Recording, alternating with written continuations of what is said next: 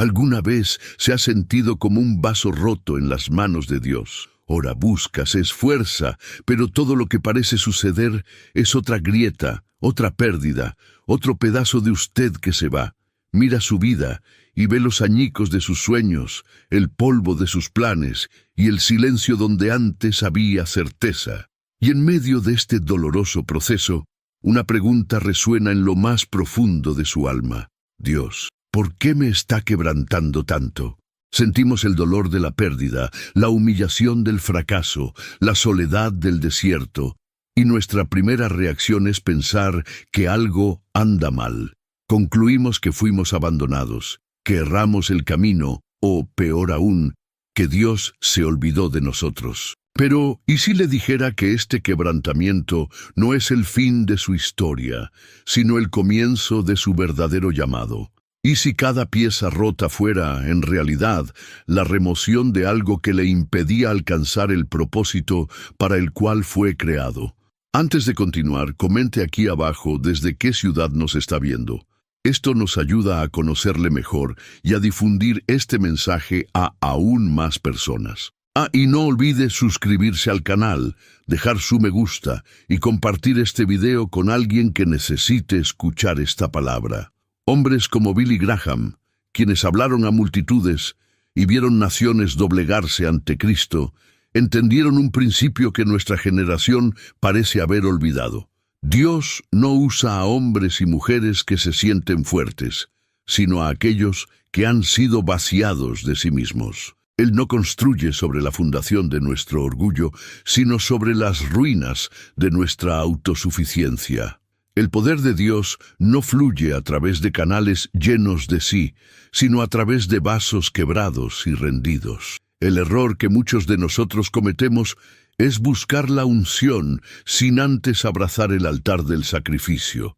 Queremos el poder del llamado, pero huimos del dolor de la preparación. El cielo, sin embargo, opera con una lógica inversa a la nuestra.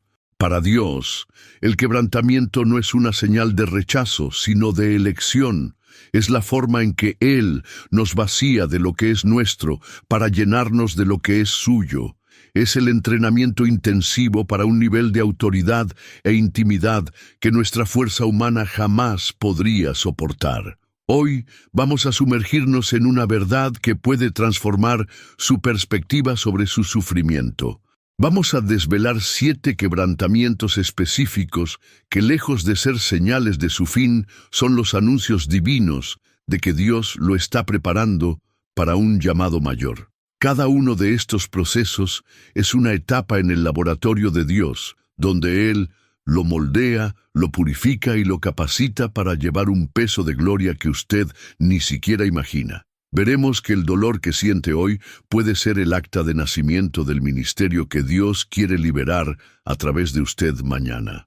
Revelaremos cómo Dios usa el desierto para tratar nuestro carácter, la pérdida para ajustar nuestro enfoque y la debilidad para manifestar su poder. Está listo para reinterpretar sus heridas. Está listo para ver su quebrantamiento no como una maldición, sino como la firma de Dios en su llamado. Entonces prepare su corazón, porque la verdad que vamos a explorar hoy no es para los que buscan consuelo, sino para los que anhelan propósito, incluso si éste viene a través del fuego. El primero y más fundamental quebrantamiento que Dios opera en quien Él decide usar es el de la autosuficiencia. Esta es la fortaleza de nuestro orgullo, la ciudadela de nuestro ego. Es la creencia sutil y a veces inconsciente de que podemos hacer la obra de Dios con nuestra propia fuerza, nuestro talento, nuestra inteligencia o nuestro carisma. Es el yo puedo, yo sé, yo consigo. Y Dios, en su amor celoso y en su sabiduría infinita, necesita demoler esta estructura hasta que no quede piedra sobre piedra. ¿Por qué? Porque su gloria no puede ser compartida y su poder solo se perfecciona en nuestra debilidad. Vea la vida de Moisés.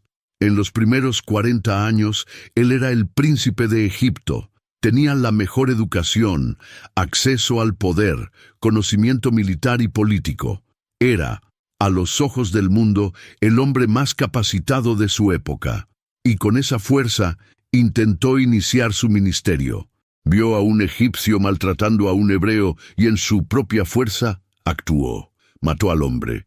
Intentó ser el libertador con sus propias manos. ¿El resultado? Rechazo y fuga. Su ministerio, nacido de la fuerza humana, duró un día y terminó en exilio. Dios entonces lo llevó al desierto por 40 años. 40 años para quebrantar al príncipe de Egipto. 40 años para vaciarlo de su confianza en sí mismo, de sus credenciales, de su fuerza. Y cuando Moisés estaba completamente quebrantado, cuidando ovejas en el desierto, un hombre de 80 años, tartamudo, olvidado, Dios finalmente apareció en la zarza ardiente y dijo: «Ahora estás listo». La primera reacción de un Moisés quebrantado fue: «¿Quién soy yo para ir a Faraón?». Esa pregunta era la evidencia de que la cirugía divina había sido un éxito. El yo puedo había muerto. El quién soy yo había nacido. Y fue en ese exacto momento que Dios dijo: «Yo estaré contigo». Dios no se une a quien es autosuficiente. Él acompaña a quien reconoce su total dependencia de Él. Este proceso no fue exclusivo de Moisés. Mire al apóstol Pablo. Antes de ser Pablo, era Saulo de Tarso, fariseo de fariseos, hebreo de hebreos, irreprensible según la ley. Tenía celo, conocimiento, reputación. Era una potencia religiosa. Y con toda esa fuerza perseguía a la Iglesia de Cristo. Estaba sinceramente equivocado, movido por una autosuficiencia religiosa. ¿Qué hizo Dios? Lo derribó del caballo en el camino a Damasco, lo cegó por 3 días, lo humilló, quebrantó su orgullo teológico, su reputación y su visión física para que pudiera recibir una visión espiritual. Y el mismo hombre que se enorgullecía de sus credenciales en Filipenses 3, luego declara en 2 Corintios 12, «De buena gana me gloriaré más bien en mis debilidades, para que habite en mí el poder de Cristo». El quebrantamiento de la autosuficiencia no es una opción para quien tiene un llamado, es el requisito. Dios necesita llevarlo al punto donde mira el desafío frente a usted y lo único que puede decir es: «Dios, sin ti, no puedo dar el siguiente paso». Es en ese lugar de rendición total donde nace la verdadera autoridad espiritual. Mientras todavía tenga un plan B, mientras confíe en sus contactos, en su diploma, en su talento, el poder de Dios permanecerá contenido. Pero cuando su única estrategia sea arrodillarse, su única fuerza sea la fe y su único recurso sea el cielo, entonces verá lo que Dios puede hacer a través de un vaso vaciado. El segundo quebrantamiento doloroso pero necesario es el de nuestros propios planes y sueños. Cada uno de nosotros construye en su mente un guión para la vida. Trazamos metas, soñamos con un futuro, establecemos un camino que nos parece lógico y deseable. Muchas veces incluso consagramos esos planes a Dios, pidiéndole que bendiga nuestra agenda. Pero la verdad del reino es que, para seguir el llamado de Dios, muchas veces necesitamos ver nuestra propia agenda ser completamente rota. Proverbios 19:21 nos advierte: «Muchos son los planes en el corazón del hombre, mas el propósito del Señor permanecerá». Dios no está interesado en ser un copiloto en nuestros planes. Él exige ser el piloto. Piense en la historia de José. Recibió un sueño de Dios. Un sueño de liderazgo, de autoridad, de que su familia se inclinaría ante él. El sueño era divino, pero el camino para la realización de ese sueño fue lo opuesto a todo lo que la lógica humana podría planear. ¿Cuál sería el plan de José? Tal vez ascender en la jerarquía familiar, usar sus dones de administración para prosperar, ganarse el respeto de sus hermanos gradualmente. Pero, ¿cuál fue el plan de Dios? Un pozo, una venta como esclavo, una falsa acusación, una prisión. Cada uno de estos eventos fue un golpe mortal a los planes de José. En el pozo, su plan de primacía familiar murió. En la casa de Potifar, su plan de una vida digna murió con la acusación. En la prisión, su plan de libertad y justicia murió en el olvido del copero. José fue sistemáticamente despojado de todos sus propios caminos, de toda su capacidad de controlar su destino. ¿Por qué? Porque Dios estaba forjando en él un carácter que pudiera soportar el peso del poder que vendría. En la prisión, aprendió a administrar sin reconocimiento. En la humillación, aprendió a perdonar. En el olvido, aprendió que su única esperanza era Dios. El quebrantamiento de sus planes no fue un desvío, fue el camino. Fue la preparación necesaria para que cuando él se convirtiera en el segundo hombre más poderoso de Egipto, no fuera corrompido por el poder, sino que usara su posición para cumplir el propósito de Dios de salvar naciones. Muchos de nosotros estamos luchando contra Dios en este exacto punto. El empleo que perdió, el negocio que quebró, el ministerio que no despegó, la relación que terminó. Usted los ve como fracasos. Usted lamenta la pérdida de su plan, pero Dios lo está invitando a ver desde otra perspectiva. ¿Y si esa puerta cerrada fuera la única manera de forzarlo a mirar la puerta que Él está abriendo? ¿Y si esa pérdida fuera el instrumento divino para liberarlo de un sueño pequeño, para que pudiera abrazar un destino eterno? La rendición de nuestra agenda es uno de los actos de fe más profundos que podemos realizar. Es decir, como Jesús en Getsemaní, no sea como yo quiero, sino como tú quieres. Es entregar la pluma a Dios y confiar en que el autor de la vida sabe escribir una historia mucho mejor que la nuestra. Su llamado mayor puede estar del otro lado de un sueño que necesita morir. Su mayor victoria puede estar escondida en su mayor derrota. Dios no está destruyendo su futuro. Él lo está protegiendo de un futuro que no es el suyo para usted. Él está rompiendo sus planes terrenales para darle un propósito celestial. La cuestión es, ¿va a seguir llorando por los escombros de su proyecto o va a levantarse y preguntar, Señor, ¿cuál es el siguiente paso de tu construcción? Este es quizás uno de los quebrantamientos más excruciantes, pues afecta la esencia de nuestra necesidad humana de aceptación y pertenencia. Es el quebrantamiento de nuestra reputación y muchas veces de nuestras relaciones más cercanas. Es cuando Dios permite que seamos malinterpretados, calumniados, traicionados o abandonados. Es el proceso de la soledad forzada, el desierto relacional, donde las voces que antes nos aplaudían callan, o peor, se levantan para acusarnos. A nuestros ojos, esto es una catástrofe. Sentimos el dolor de la injusticia, el aguijón de la traición. Pero a los ojos de Dios, este es un laboratorio quirúrgico esencial. Él nos aísla para enseñarnos una verdad que solo puede ser aprendida en la soledad.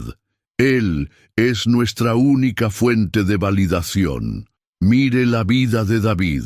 Fue ungido rey, pero poco después se convirtió en un fugitivo. El hombre que fue celebrado como héroe nacional por matar a Goliat pasó años siendo cazado como un criminal por Saúl. Dormía en cuevas, era traicionado por aquellos que debía gobernar y vivía en constante peligro.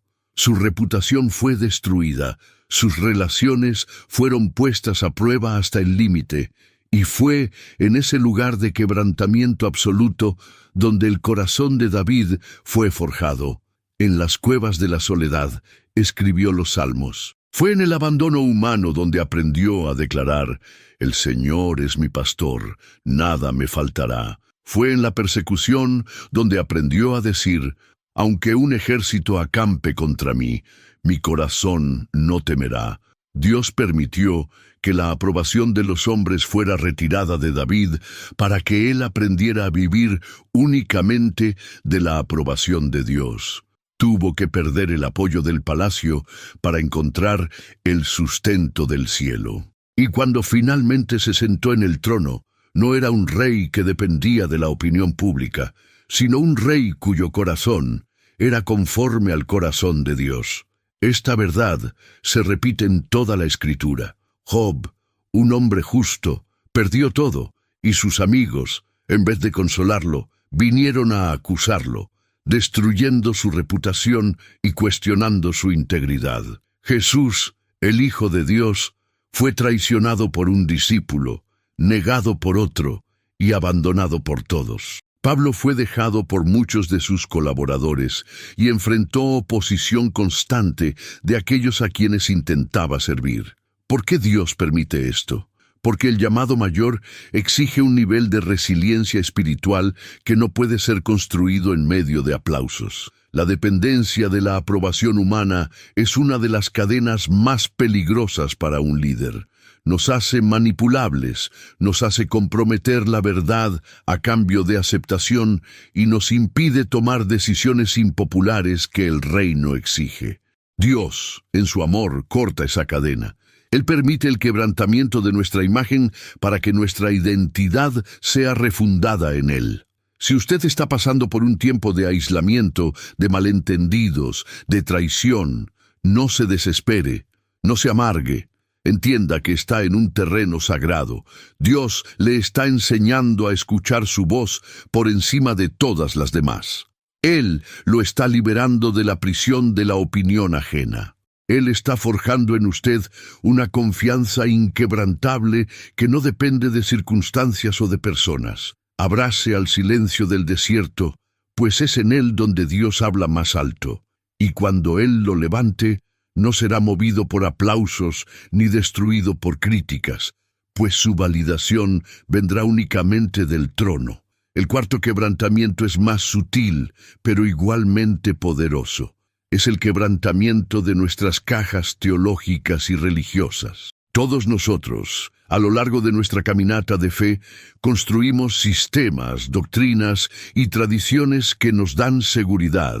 Creamos una caja para Dios, donde lo entendemos, lo definimos y de cierta forma intentamos controlarlo. Nos gustan nuestras certezas, nuestras fórmulas, nuestra manera correcta de hacer las cosas. Y entonces, para llevarnos a un llamado mayor, Dios viene con un martillo y rompe nuestra caja. Él desafía nuestras certezas, confronta nuestros prejuicios y nos muestra que Él es infinitamente mayor, más misterioso y más impredecible de lo que jamás imaginamos. Este fue el drama del apóstol Pedro. Como un judío devoto, tenía una caja teológica muy bien definida. Había alimentos puros e impuros. Estaba el pueblo de Dios, judíos, y los gentiles, los de afuera. Su teología era clara, bíblica, según el Antiguo Testamento, y segura. Y entonces, en Hechos 10, Dios le da una visión. Un lienzo desciende del cielo con animales que, según su teología, eran impuros, y una voz dice: «Levántate, Pedro, mata y come».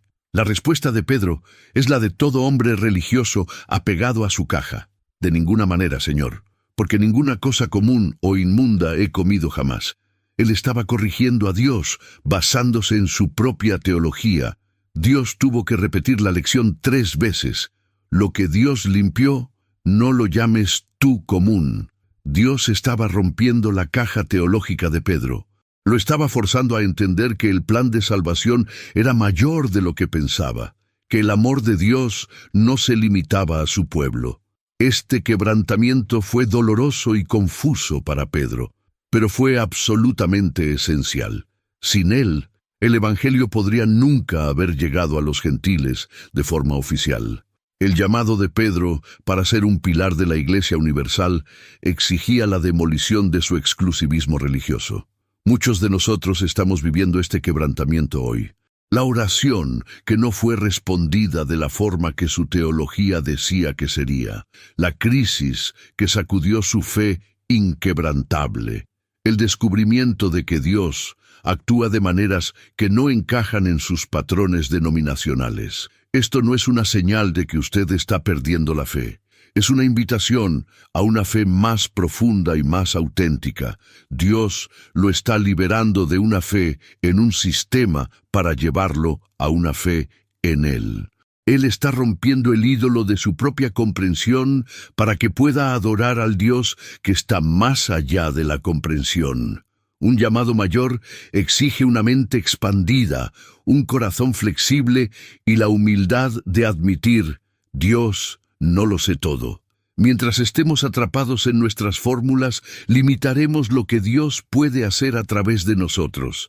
Pero cuando permitimos que Él rompa nuestras cajas, nos volvemos disponibles para lo nuevo que el Espíritu Santo quiere hacer. Este quebrantamiento nos lleva de la arrogancia del conocimiento a la humildad del misterio. Nos enseña a seguir el Espíritu en lugar de un mapa antiguo. Y es esta flexibilidad, esta sensibilidad al mover de Dios, lo que nos califica para liderar en tiempos de cambio y para alcanzar a personas que nuestra teología antigua jamás alcanzaría. No tenga miedo cuando Dios desafíe sus certezas. Él no lo está destruyendo, está promoviéndolo de un estudiante que memoriza reglas a un hijo que conoce el corazón del Padre. Llegamos al quinto quebrantamiento, aquel que resume todos los otros, el quebrantamiento del propio vaso. En 2 Corintios 4:7, Pablo nos da la imagen definitiva de la vida cristiana. Pero tenemos este tesoro en vasos de barro para que la excelencia del poder sea de Dios y no de nosotros. Nosotros somos el vaso de barro, frágiles, comunes, quebradizos. El tesoro es la presencia y el poder de Cristo en nosotros. El propósito del quebrantamiento del vaso no es destruir el vaso, sino revelar el tesoro que está dentro. Es cuando nuestra debilidad física, emocional y espiritual se convierte en el escenario donde el poder de Dios brilla con más intensidad. Vea la historia de Jacob en Génesis 32. Él pasó la noche entera luchando con un ángel que era una manifestación del propio Dios. Jacob era un hombre de fuerza, astucia y autoconfianza. Siempre consiguió lo que quería a través de su propio esfuerzo y engaño. Aquella noche luchó con todas sus fuerzas, pero no pudo prevalecer. Y al final de la lucha, el ángel tocó la articulación de su muslo y la dislocó. Jacob fue quebrantado físicamente. Venció la lucha, no por la fuerza, sino por la rendición, agarrándose al ángel y diciendo: «No te dejaré ir si no me bendices». Salió de aquella lucha con una bendición, un nuevo nombre, Israel, aquel que lucha con Dios, y una cojera permanente. Aquella cojera era su quebrantamiento. Era un recordatorio diario de que su fuerza no venía de sí mismo, sino de su dependencia de Dios. Tuvo que ser quebrantado para poder verdaderamente liderar una nación. Su debilidad visible se convirtió en el testimonio de su encuentro transformador con el Dios invisible. El propio apóstol Pablo vivió esto con su aguijón en la carne. 3 veces oró para que Dios lo removiera. Él, que sanó a tantos otros, no consiguió la sanación para sí mismo. La respuesta de Dios no fue la remoción del aguijón, sino una revelación: «Bástate mi gracia, porque mi poder se perfecciona en la debilidad». La debilidad de Pablo, su dolor constante, su quebrantamiento, se convirtió en la pantalla negra sobre la cual el brillo de la gracia de Dios podía ser visto con más claridad. Su limitación lo mantuvo humilde, dependiente y enfocado en la fuente del poder, y no en el instrumento. Es por eso que pudo declarar: «Cuando soy débil, entonces soy fuerte». Si usted está enfrentando una enfermedad crónica, una lucha con la ansiedad, una batalla contra la depresión, o simplemente el peso abrumador de sus propias limitaciones, entienda esto: su quebrantamiento no lo descalifica para su llamado. Por el contrario, lo califica de una manera única. Su debilidad es la oportunidad de Dios. Su incapacidad es la invitación a la intervención de Él. No esconda sus grietas, no se avergüence de su cojera. Es a través de esas grietas que la luz de Cristo brilla. Es su cojera la que prueba que usted anduvo con Dios. El mundo glorifica la fuerza, la perfección y la independencia. El reino de Dios glorifica la gracia, la redención y el poder que se manifiesta en vasos quebrados. Su llamado mayor no vendrá a pesar de su debilidad, sino precisamente a causa de ella, pues entonces nadie podrá dudar de que la obra es de Dios y no suya. El sexto quebrantamiento es uno de los más incomprendidos y quizás por eso uno de los más dolorosos. Es el quebrantamiento de nuestra noción de tiempo. Vivimos en una cultura de inmediatez, queremos respuestas instantáneas, crecimiento rápido, milagros para ayer, oramos hoy y esperamos el resultado mañana. Y entonces Dios nos introduce a su herramienta más poderosa y misteriosa, el silencio. Él nos coloca en la sala de espera de la fe, un lugar donde los relojes parecen detenerse y las promesas parecen desvanecerse en el horizonte. Este quebrantamiento no es sobre negar la promesa, sino sobre matar nuestra impaciencia y forjar en nosotros una virtud rara y preciosa, la perseverancia. Dios no está tardando, Él está trabajando en una profundidad que la prisa destruiría. Él nos está enseñando que el carácter que sostiene un gran llamado es cultivado lentamente, en el suelo fértil de la espera.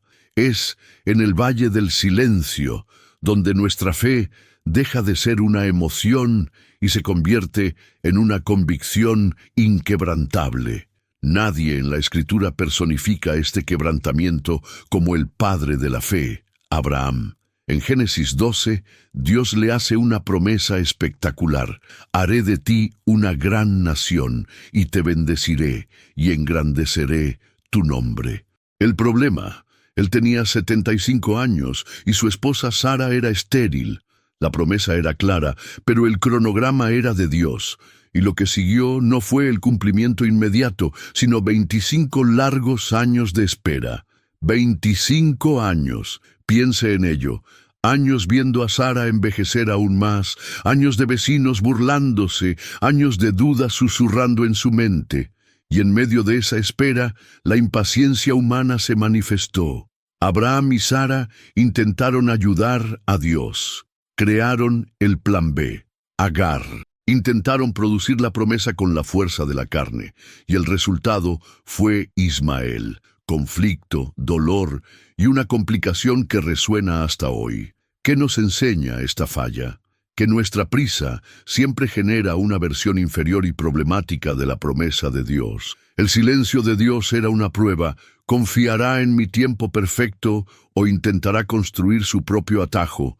Dios esperó hasta que toda la esperanza humana estuviera muerta. Esperó hasta que Abraham tuviera 100 años y el cuerpo de Sara estuviera, según Romanos 4, amortecido. ¿Por qué?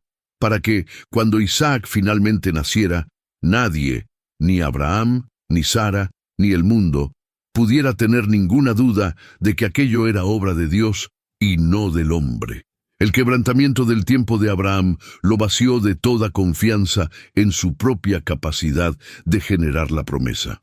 La espera lo forjó, lo purificó y construyó en él una fe tan resiliente que años después fue capaz de poner a ese mismo hijo de la promesa sobre el altar en el monte Moria.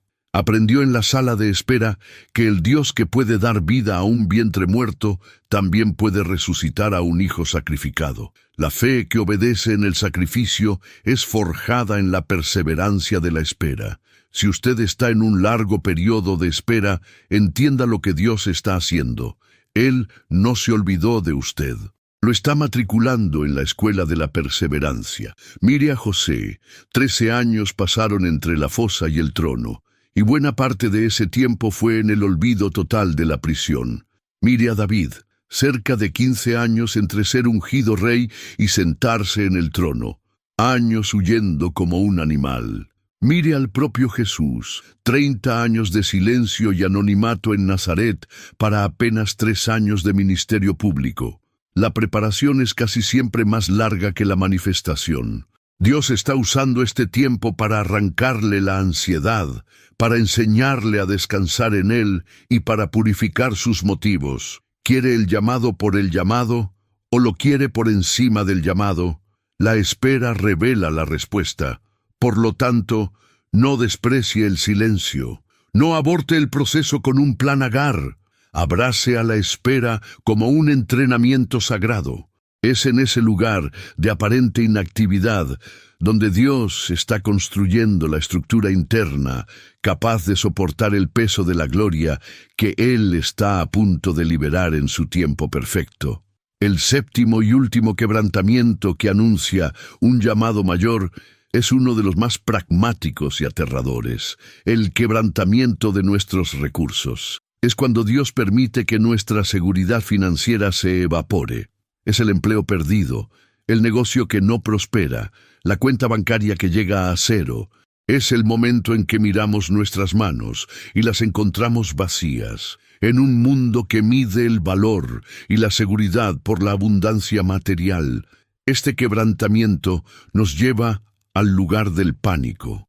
Ataca nuestro instinto de supervivencia y nos hace cuestionar la bondad de Dios. Sin embargo, en la economía del cielo, el vaciamiento de nuestros graneros es el prerequisito para la revelación de Dios como Jehová Jireh, nuestro proveedor. Dios no puede mostrarnos que Él es la fuente mientras todavía estamos confiando en nuestros recursos. Él necesita llevarnos al fin de nuestra provisión para introducirnos al comienzo de su provisión sobrenatural. Este quebrantamiento no tiene la intención de destruirnos, sino de transferirnos de un sistema de confianza en lo visible a un sistema de dependencia radical en el invisible. La historia de la viuda de Sarepta en 1 Reyes 17 es la lección magistral sobre este principio. La tierra estaba bajo el juicio de una sequía severa. El hambre era generalizada, y Dios envía al profeta Elías no a la casa de un hombre rico, sino a la casa de una viuda que estaba en su último aliento de esperanza. Cuando Elías la encuentra, ella no está cocinando un banquete, está recogiendo 2 leños para preparar su última comida. Sus palabras para el profeta son el retrato de la desesperación absoluta. Vive Jehová tu Dios, que ninguna torta tengo, solamente un puñado de harina tengo en la tinaja y un poco de aceite en la vasija.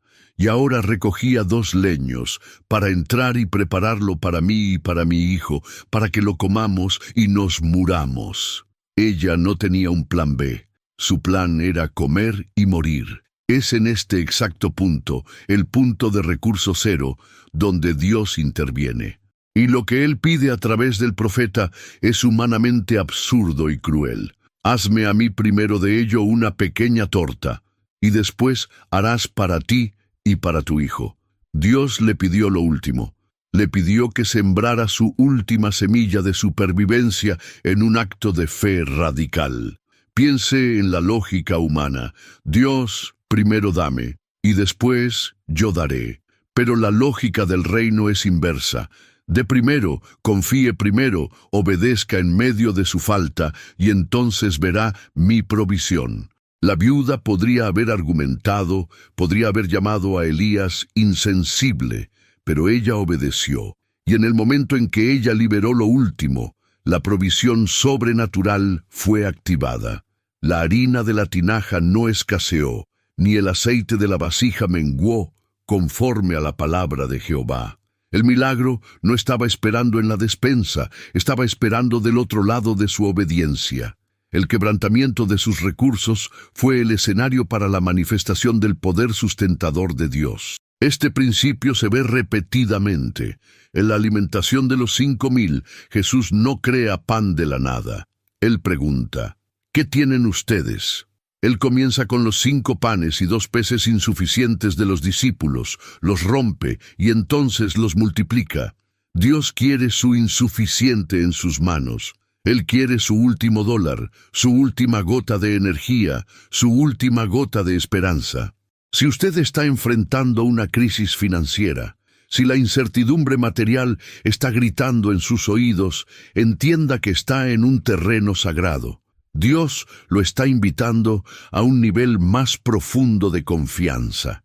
Él está rompiendo su dependencia de su salario, de sus ahorros, de su habilidad de hacer que las cosas sucedan, para que Él pueda convertirse en su única y verdadera fuente.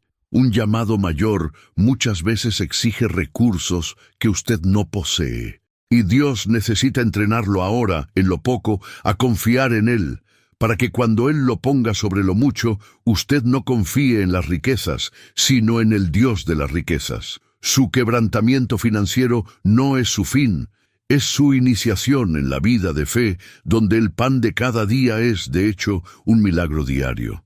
Hoy hemos desvelado 7 quebrantamientos que son, en realidad, 7 promociones divinas. El quebrantamiento de la autosuficiencia, que nos lleva a la dependencia. El quebrantamiento de nuestros planes, que nos alinea con el propósito eterno. El quebrantamiento de nuestra reputación, que nos afirma en la identidad en Cristo.